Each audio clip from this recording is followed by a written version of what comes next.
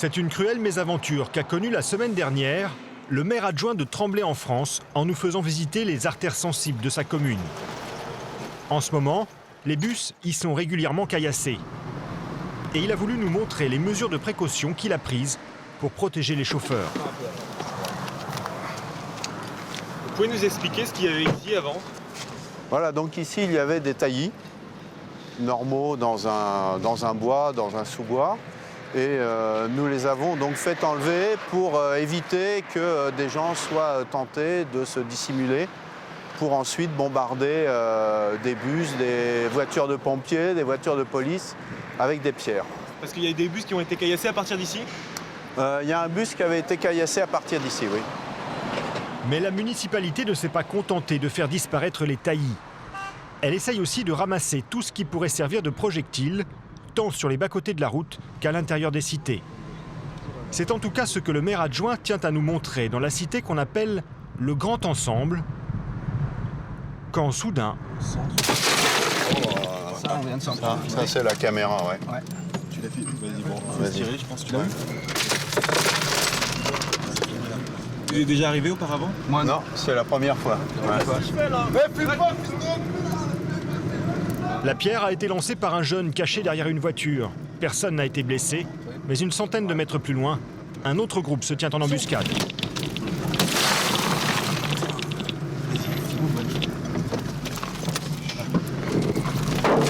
Derrière nous, les jeunes continuent à viser notre voiture. Là, ils arrivent, ils sont derrière. Appelez la police, appelez la police. Hein. Nous nous réfugions dans le parking de la mairie, juste à côté de la cité. Ce genre d'agression d'une violence inouïe, c'est ce que subissent les chauffeurs de bus de Tremblay depuis plus d'un mois. Oui, c'est Monsieur Montès. Est-ce que vous pourriez appeler la police? On vient de se faire caillasser juste devant l'hôtel de ville. Tout a commencé le 31 mars dernier par l'incendie d'un bus au cœur de cette cité baptisée le Grand Ensemble. Il a été attaqué par une dizaine de jeunes cagoulés. Le chauffeur aura à peine le temps d'évacuer les passagers. Ce qui a mis le feu aux poudres 2 jours auparavant, c'est une gigantesque opération antidrogue menée par la police. Une provocation pour les voyous du quartier qui répliquent en attaquant les bus de la ville et en particulier la ligne 15. Une ligne qui part de Tremblay en France pour aller jusqu'à Aulnay-sous-Bois. Elle traverse les cités les plus sensibles de Seine-Saint-Denis. Elle est devenue la ligne de la peur. Pendant quelques jours, les CRS ont même escorté les autocars de la ville. Alors à quoi ressemble le quotidien de ces chauffeurs de bus qui traversent tous les jours ces zones d'extrême tension? Banlieue nord de Paris. Je finis à 20h. Jean est chauffeur de bus sur cette fameuse ligne 15. Aujourd'hui, il ne prend son service qu'à 13h. Mais dès le petit déjeuner, l'angoisse commence à monter pour sa femme Soulef. Comme d'habitude, je suis toujours inquiète. Toutes les femmes que leur mari part, ils ne savent pas si ils vont avoir des problèmes ou pas. Et avant, ils n'avaient pas ce genre de truc, être agressés tout le temps, mais ces 3 dernières années, c'est presque tout le temps. Hein. On se dit, est-ce que ça va être nous aujourd'hui, hein? C'est ça le problème, c'est qu'on a toujours à l'esprit de se dire où ça va aller, jusqu'à où surtout. Jean ne supporte plus la dégradation de ses conditions de travail, à tel point que cela rejaillit sur sa santé. C'est un stress intérieur, on va dire. Ça reste à l'intérieur et je ne l'exprime pas. Ça me fait des plaques sur les mains, sur les bras. J'ai de l'eczéma. Je vais mettre ma veste. J'ai mon portable. Bon, je t'appelle s'il y a quoi que ce soit. Bon, allez, chérie, asseoir. Allez, prends soin de toi. Hein. Ouais, je vais faire attention, t'inquiète.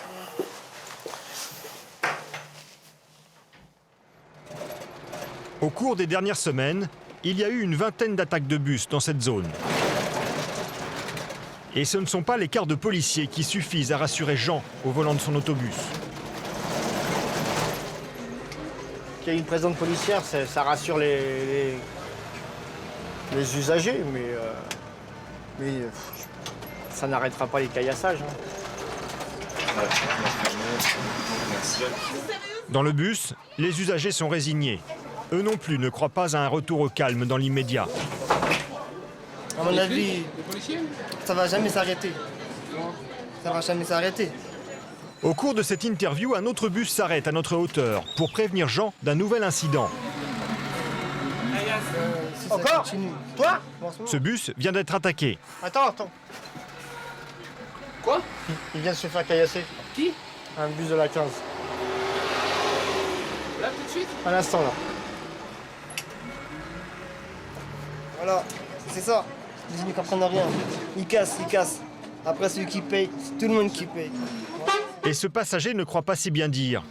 Les voyageurs vont être les premiers à pâtir de cette attaque. Je prends plus personne. Il n'y a plus de bus. Ils viennent de casser encore des bus. Je suis désolé, le terminus, c'est au bout. C'est au prochain arrêt. Et il n'y a plus de bus qui vient après? Oui, j'écoute. Ouais, j'essaie, j'allais y aller. Comme tous les bus de la ligne 15, À tout de suite. Jean reçoit l'ordre de rentrer au dépôt. J'ai pas besoin de décider. Ça a été décidé. Tous ces passagers ne pourront pas finir leur trajet. Je me mets à leur place, mais moi je veux aussi rentrer. Donc je veux rentrer chez moi en un morceau aussi. Et puis eux aussi, il faut qu'ils rentrent en un morceau. C'est le terminus. Désolé. Non, je vais nulle part. Terminus. Jean débarque tous ses passagers sur un bout de trottoir. Cette fois-ci, c'était le tour d'un de ses collègues, mais cela aurait pu être lui. Une tension permanente qu'il ne supporte plus. Il y en a marre. Je suis fatigué, moi. Je suis fatigué de toute cette situation. Ça me fatigue plus qu'autre chose. Et j'ai déjà du mal à dormir et en plus, je suis fatigué. J'aimerais que ça se passe, ça s'arrête parce que tout le monde en a marre. Voilà, eux aussi ils rentrent. Au même moment, sur la ligne qui relie La Courneuve à Villeparisis, un autre bus vient d'être caillassé bien plus violemment. Le chauffeur est encore sous le choc. Craignant des représailles, il ne veut pas être reconnu. Soudain, on a entendu un bruit assez violent. Il y avait quelqu'un juste là, il y avait une dame. Juste à côté, il y avait une dame avec sa fille. La vitre, elle s'est pas fissurée tout de suite. Immédiatement, Omar, délégué syndical des chauffeurs, vient constater les dégâts. On essaie. Qu'est-ce qui s'est passé? Voilà, comme je leur expliquais, je roulais et puis un choc. Ouais, il y a eu des blessés? Non, pas du tout, heureusement. C'est une catastrophe, je te jure. Bon, tu rentres immédiatement au dépôt? Ouais. Je vais appeler les flics. 14h, je sais pas. En pleine journée comme ça? En pleine journée, ouais. C'est l'effet de mode, là. Tout le monde veut se faire parler, qui va caillasser des bus, c'est un jeu, là. La veille au soir encore, 2 autres bus ont été la cible de jets de pierre. Dès son retour au dépôt, le délégué syndical annonce la nouvelle aux autres chauffeurs.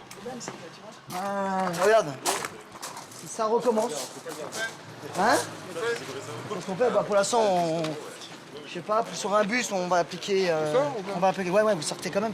Mais s'il y a un caillassage, vous rentrez. C'est... Oui, bonjour, monsieur Sajaï. Au téléphone, le directeur du dépôt. 19h, couvre-feu pour les bus. D'accord, très bien, monsieur. Et tous les chauffeurs sont inquiets, là. J'ai la 39-15. D'accord. Couvre-feu, cela veut dire que ce soir, le service se terminera 6 heures plus tôt qu'à la normale. Vous avez peur de reprendre votre volant là maintenant? Bien sûr, de toute façon, c'est évident. Hein. C'est-à-dire? C'est évident, puisque ça se voit, de toute façon, parce qu'on n'est pas là pour se faire agresser, on est là pour transporter les gens, c'est tout, mais on n'est pas là pour se faire agresser. Vous allez prendre le volant là maintenant? Je suis obligé, puisque, voilà. Si les chauffeurs sont aussi tendus, c'est parce qu'ils ont tous en tête une image de violence qui les a profondément marqués. C'est ce qu'Omar tient à nous montrer. Il nous emmène un peu plus loin, à l'abri des regards. Alors ici, dans notre argot de chauffeur, c'est le cimetière des bus. On va vous montrer quelque chose que vous êtes les premiers à voir ça. Voilà, on va le faire discrètement. Voilà. Voici le bus qui a été incendié la semaine dernière. Voilà, bâché, protégé. Faut pas que les chauffeurs ils le voient, voilà, pour pas les traumatiser.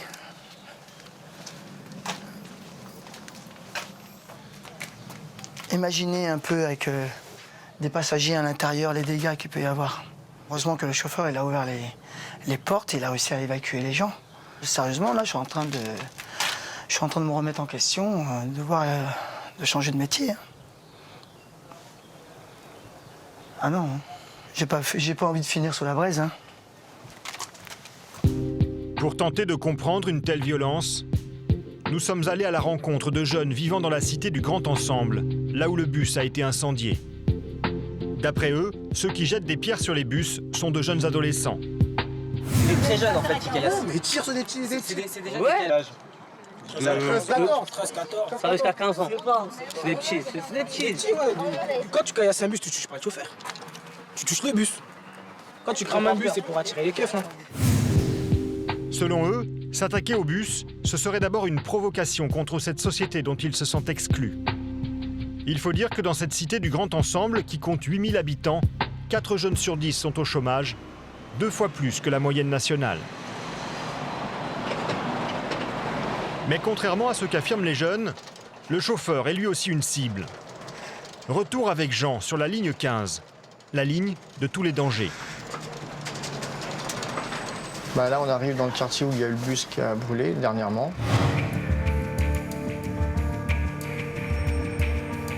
On longe ces quartiers-là. Donc, on est, on va dire, à découvert. Hein. On nous voit arriver. Donc, Jean parle comme s'il conduisait un bus dans une ville en guerre. Les incendies, les jets de pierre, ce n'est pas la seule violence que lui et ses collègues redoutent. Au quotidien, ce sont aussi des insultes, des menaces et parfois même des agressions physiques. Là où ils sont le plus exposés, c'est lorsqu'ils pénètrent au cœur même des cités, comme ici, à Aulnay-sous-Bois. bah là, on arrive dans un quartier où il y a un conducteur qui s'est fait agresser. Et, mais il est toujours en arrêt. Ça fait plus d'1 an. Où est-ce qu'il s'est fait agresser? Ici, à Starella. Une bande d'individus qui l'ont sorti et puis voilà, et ils l'ont corrigé, comme on dit. On ne sait pas pourquoi, comment. Depuis cette agression, il y a 1 an, le chauffeur, traumatisé, n'a toujours pas repris le travail. Les bus, eux, ne desservent plus la cité à partir de 17h30.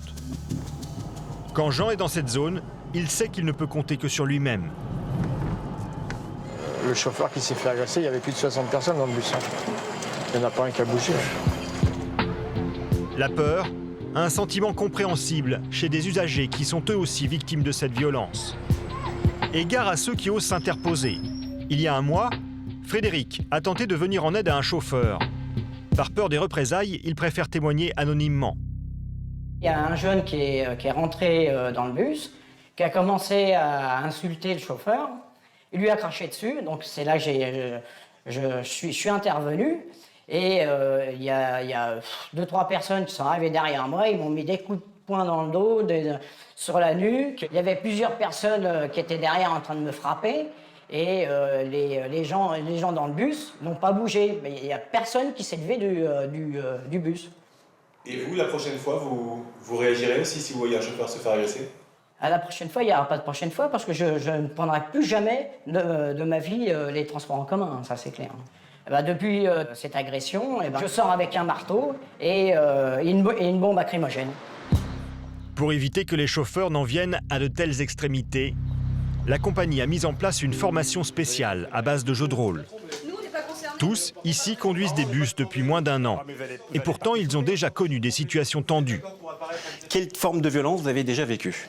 Bah, tout le temps, ils m'insultent, c'est quotidiennement, mais j'essaye de gérer. Ils m'ont jeté les bouteilles de coca qu'ils avaient, ils m'ont craché leurs cacahuètes qu'ils mangeaient, et trucs comme ça, quoi. Il m'a dit verbalement, monsieur, vous roulez ou je casse tout. Thierry, c'est toi le conducteur, tu viens ici? Prends la vis de la cible. Yaya, c'est toi le client délicat. Donc tu vas monter par la porte avant et tu décides de ne pas payer et tu vas t'installer au fond du bus. Objectif de la formation, éviter qu'une situation banale ne dégénère en conflit. Monsieur, bonjour. Pourriez enlever vos pieds du rebord du ciel. Vas-y, roule là. Comment? Pourquoi vous êtes pas content? Je comprends pas votre question. Vous, votre boulot c'est quoi? C'est de conduire, non? Pas seulement. Le titre de transport, vous devez l'avoir et valider si vous l'avez. Maintenant, j'ai pas de ticket, je paye pas, vous allez faire quoi? Bah, je vous dis, vous verrez ça avec les Vous allez contrôleurs. faire quelque chose? Maintenant, la moindre des choses, que quand vous rentrez quelque part, c'est de dire bonjour. Vas-y, roule, s'il te plaît, arrête de me prendre la tête. Parce que sinon, je vais m'énerver, je vais me lever, s'il te plaît, roule. S'il vous plaît, merci. S'il te plaît. S'il vous plaît, merci. Un jeu de rôle, c'est bien joli, mais ce genre de dialogue apparemment banal est inconcevable sur certaines lignes. Pour la 15, ça se fait pas. Déjà, juste pour ça, on peut faire un conflit en 2 minutes. Pour éviter le conflit, voici donc ce que propose le formateur. On est agressé, on a le choix. Soit on développe en retour. Développer en retour, ça veut dire entrer physiquement dans la bagarre. Mais le formateur leur apprend ici à contrôler leurs nerfs. Dans la maîtrise de soi, c'est vrai qu'il y a des aspects sur lesquels on peut travailler. De façon physique, la respiration, de façon beaucoup plus psychologique, comme le fait de se dire, de rester respectueux de l'autre, le respect de la mission, le respect du cadre légal, il y a ça aussi. Et puis de devoir prendre du recul. On est bien d'accord. Facile à mettre en clair, il leur conseille d'encaisser sans broncher. Et par exemple, là, ce qu'on vous enseigne, vous pensez que ça vous aide à appréhender ces situations ? Je vous dirais sincèrement, entre la théorie et la pratique, il y a un fossé quand même. Après 25 ans de service, Jean, lui, n'est pas sûr de pouvoir tenir jusqu'à la retraite. Il lui reste 10 ans à faire sur le terrain. Entre insultes, agressions et jets de pierre, conduire un bus dans certains coins de France est aujourd'hui devenu un métier à risque. Mais pour ça, il n'y a pas de prime. En moyenne, sur la ligne de la peur, un chauffeur de bus gagne 1 500 € net par mois.